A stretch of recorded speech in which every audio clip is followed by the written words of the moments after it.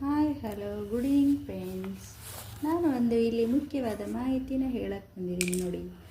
ಇಲ್ಲಿ ನಾನು ಒಂದು ವಿಷಯ ಹೇಳ್ತೀನಿ. ಏನಂದರೆ ಕಾನೂನಿನ ಅರಿವು ಎಲ್ಲರಿಗೂ ಇರಬೇಕಾ ಬೇಡ?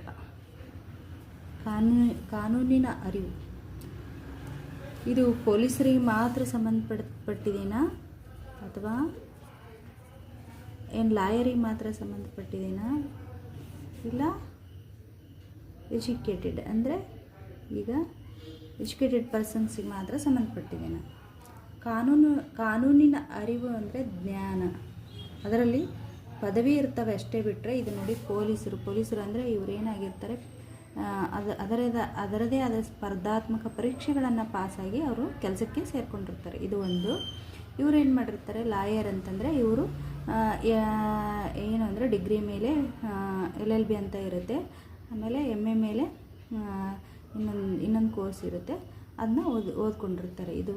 ಆದರೆ ಇದು ಐತಲ್ಲ, ಕಾನೂನಿನ ಅರಿವು ಅನ್ನೋದು ಎಲ್ಲರಿಗೂ ಬೇಕಾಗುತ್ತೆ. ಕಾನೂನಿನ ಅರಿವು ಯಾಕೆ ಇಂಪಾರ್ಟೆಂಟು? ನಮ್ಮ ಮೇಲೆ ಜನ ಅಷ್ಟೇ ಅಲ್ಲ, ನಮ್ಮ ಅಕ್ಕಪಕ್ಕದವರು ಅಷ್ಟೇ ಅಲ್ಲ, ನಮ್ಮ ಮೇಲೆ ನಮ್ಮ ನಂಬಿಕೆಗೆ ಏನು ಅಂತಂದರೆ, ನಾನೀಗ ಎಲ್ಲ ಓಡಾಡ್ತಾ ಇರ್ತೀನಿ, ಅಪಘಾತ ಆಯಿತು ಅಂತಂದರೆ ನನಗೆ ಅದರ ಅಪಘಾತ ಆಯಿತು ಅಂದರೆ ಅದರ ಬಗ್ಗೆ ನಾನು ಏನು ಮಾಡಬೇಕು ಅನ್ನೋದು ನನಗೆ ವಿಚಾರ ಗೊತ್ತಿರಬೇಕು. ಹಾಗೆಯೇ ಇಲ್ಲಿ ಕುಟುಂಬದ ವಿಷಯ ಬಂದಲ್ಲಿ ಆಸ್ತಿ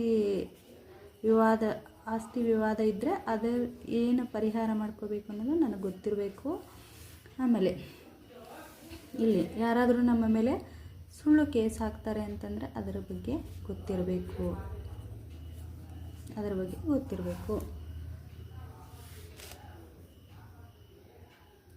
ಇದು ಯಾಕೆ ಇಂಪಾರ್ಟೆಂಟು? ಇವಾಗ ನೋಡಿ, ನಾವು ಒಂದು ಏನೇ ಮಾತಾಡಿದರೂ ಒಬ್ಬೊಬ್ಬರು ಅದನ್ನ ವಿಡಿಯೋ ಮಾಡ್ಕೊಂಡ್ಬಿಟ್ಟು ನಮ್ಮ ಮೇಲೆ ಸುಳ್ಳು ಕೇಸನ್ನು ಹಾಕ್ಬೋದು. ಹಾಗೆಯೇ ಒಬ್ಬರು ಇದು ಫೇಸ್ಬುಕ್ಕು, ಇನ್ಸ್ಟಾಗ್ರಾಮು, ಹೀಗೆ ನಾನು ಏನಾದರೂ ನನ್ನ ಫೋಟೋಗಳನ್ನು ಹಾಕಿದ್ರೂ ಇನ್ನೊಬ್ಬರು ಏನು ಮಾಡ್ಬೋದು, ಆ ಫೋಟೋನ ಅದು ಅವಳದಲ್ಲ ಬೇರೆಯವ್ರದ್ದು ಅಂತ ಹೇಳಿಬಿಟ್ಟು ಫೇಕ್ ಫೋಟೋ ಅಂತ ಹಾಕ್ಬೋದು. ಅದನ್ನು ನಾವು ಪ್ರೂವ್ ಮಾಡೋಕ್ಕಾದ್ರೂ ಅದು ಬೇರೆ ಇರುತ್ತೆ.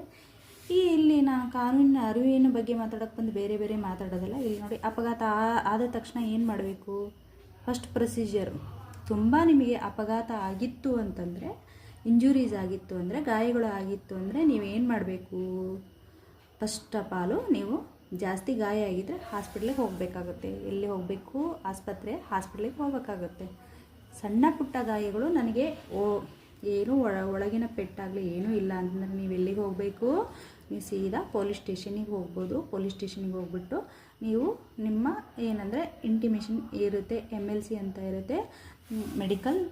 MLC ಅಂದ್ರೇನು? ಮೆಡಿಕಲ್ ಲೀಗಲ್ ಕೇಸಸ್ ಅಂತ ಬರುತ್ತೆ. ಇದು ಏನಂದರೆ ಮೆಡಿಕಲ್ ಲೀಗಲ್ ಕೇಸಸ್ ಅಂದರೆ ಇದು ಅಪಘಾತ ಮತ್ತು ಆಕ್ಸಿಡೆಂಟು, ಈ ಥರ RTA ಅಂತಂದರೆ ಇದೊಂದು ಕೇಸ್ ಇರುತ್ತೆ. RTA ಅಂದರೆ ಅಪಘಾತಗಳು ಆಗಿರೋದು, RTA ಅಂದರೆ ಅಪಘಾತಗಳು ಆಗಿರೋದು, ಇದೊಂದು ಕೇಸ್ ಇರುತ್ತೆ. ಅದೊಂದಾಯಿತು. ಆಮೇಲೆ ಕುಟುಂಬ ಅಂತ ಬಂದಾಗ ಆಸ್ತಿ ವಿವಾದ. ನಿಮ್ಮ ಅಜ್ಜ ಅಜ್ಜಿ ಆಸ್ತಿ ಇರುತ್ತೆ.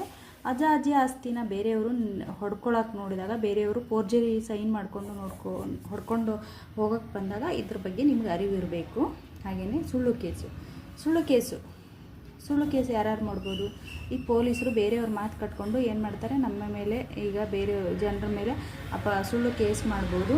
ಅದಕ್ಕೆ ಅದನ್ನು ನಾವು ಪ್ರೊಟೆಕ್ಷನ್ ಆಗಿ ನಮಗೆ ಏನೇನು ಬೇಕೋ ಅದ್ರ ಬಗ್ಗೆ ನಮಗೆ ಕಾನೂನಿನ ಅರಿವು ಇರುತ್ತೆ. ಲಾಯರು, ಈಗ ಒಬ್ಬ ನನ್ನ ಮೇಲೆ ಸುಳ್ಳು ಕೇಸಕ್ಕೆ ಹಾಕಿದ್ನು ಅಂತಂದರೆ, ಈ ಲಾಯರು ಇನ್ನೊಬ್ಬ ನನ್ನ ಕೇಸ್ ನನ್ನ ಪರವಾಗಿ ಇನ್ನೊಬ್ಬನ ಅಪೋಸಿಟ್ ತೊಗೊಂಡ್ಬಿಟ್ಟು ಆ ಕೇಸನ್ನು ಇವರು ಲಾಯರು ಫೈಟ್ ಮಾಡ್ಬೋದು. ಇವರು ಪೊಲೀಸರು ಸುಳ್ಳು ಕೇಸ್ ಹಾಕ್ಬೋದು. ಆಮೇಲೆ ಇದು ಅಪಘಾತ ಆಗದೇ ಇದ್ದರೂ ಅಪಘಾತ ಮಾಡಿದ್ದಾರೆ ಅಂತ ಹೇಳಿ ಕೇಸ್ ಹಾಕ್ಬೋದು. ಕುಟುಂಬ ಆಸ್ತಿ ವಿವಾದರ ಬಗ್ಗೆ, ಆಮೇಲೆ ಸುಳ್ಳು ಕೇಸ್. ಆಮೇಲೆ ಇನ್ನೊಂದು ಮಾನಹಾನಿ ಅಂದರೆ ಸುಮ್ಮನೆ ವಿಡಿಯೋ ಮಾಡಿಬಿಟ್ಟು ನಮ್ಮ ವಿಡಿಯೋಗಳನ್ನಾಗಲಿ ನಮ್ಮ ಇದು ಫೋಟೋಗಳನ್ನಾಗಲಿ ಯಾರಾದರೂ ಹರಿಬಿಟ್ರೆ ಮಾನನಷ್ಟ ಮೊಕದ್ದಮೆ ಇನ್ನೊಂದಿರುತ್ತೆ. ಅದರ ಬಗ್ಗೆ ಇನ್ನೊಂದ್ಸಲಿ ವಿಡಿಯೋ ಮಾಡ್ತೀನಿ. ಇದರಲ್ಲಿ ಟೈಮ್ ಸಾಕಾಗಲ್ಲ. ಮಾನನಷ್ಟ ಮೊಕದ್ದಮೆ ಕೇಸ್ ಯಾವಾಗ ಹಾಕಬೇಕು, ಹೇಗೆ ಹಾಕಬೇಕು, ಆಮೇಲೆ ಮಾನಹಾನಿ ಬಗ್ಗೆ ಇದ್ರ ಬಗ್ಗೆ ಇನ್ನೊಂದ್ಸಲ ವಿವರಣೆ ಕೊಡ್ತೀನಿ. ಇಲ್ಲಿ ಕಾನೂನಿನ ಅರಿವು ಎಲ್ಲರಿಗೆ ಬೇಕು ಅಂತ ನಾನು ವಿವರಣೆ ಮಾಡ್ತಾಯಿದ್ದೀನಿ. ಇಷ್ಟೇ. ಎಲ್ಲರೂ ಶಿಕ್ಷಣ ಪಡೆದವರು ಇದರ ಕಾನೂನಿನ ಬಗ್ಗೆ ಅರಿವು ಇರಬೇಕು. ಶಿಕ್ಷಣ ಪಡೆಯದೇ ಇರೋರಿಗೂ ಇರಬೇಕು, ಜನಸಾಮಾನ್ಯರಿಗೂ ಇದು ಗೊತ್ತಿರಬೇಕು. ಧನ್ಯವಾದಗಳು. ಸಾವಿತ್ರಿ ನಾಮತಿ ಕವಿತ್ರಿ, ಧಾರವಾಡ. ಇಷ್ಟ ಹೇಳ್ತಾ ನನ್ನ ವಿಡಿಯೋ ಲೈಕ್ ಆಗಿದ್ರೆ ಲೈಕ್ ಮಾಡಿ, ಶೇರ್ ಮಾಡಿ, ಸಬ್ಸ್ಕ್ರೈಬ್ ಮಾಡಿ. As your wish.